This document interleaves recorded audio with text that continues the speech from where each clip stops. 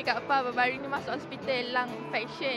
Sebenarnya punca. Very difficult for me to say in medical term, but I think that was airborne ke saya dah terkena mana-mana kerana saya cuai, saya tidak menjaga kesihatan saya dan saya bekerja 3 tahun tanpa henti dan I think I abuse my body, so I need to rest. Jadi apa lepas ni Kak Fah akan berhenti bekerja? No, sekarang saya berehat 2 bulan. Saya tak boleh menyanyi dan saya tak boleh lampau banyak any function. When I'm resting and I love it. I love every minute of it. Dalam 2 bulan tu apa yang Kak Fah nak buat? Lalu mana Kak Fah tengok TV? Now Kak Fah suka tengok TV, tengok video, and then ramai kawan-kawan, adik-adik, kakak-kakak, sahabat-sahabat, friends semua datang rumah. So I'm very happy. And then my son pun ada rumah. Masa mentor Kak Fah walaupun dalam keadaan yang kurang sihat tapi Kak Fah still datang. Orang pun macam tanya, Kak Fah ni sakit tapi still lagi kerja-kerja kan? Kenapa? No, that is my commitment. Because to me, commitment mengatasi segala-galanya. Selagi badan Kak Fah larat, insyaAllah I will be there. To me, I want to show to my children, ni budak-budak tu, inilah artis. So budak-budak ni artis yang baru. Saya kena membagi semangat tu kepada mereka. They will become an artist in real life. So they must know what is the meaning of commitment. Apa ucapan Kak Fah untuk peminat-peminat Kak Fah yang sentiasa doakan kesihatan Kak Fah? Kepada semua peminat-peminat Kak Fah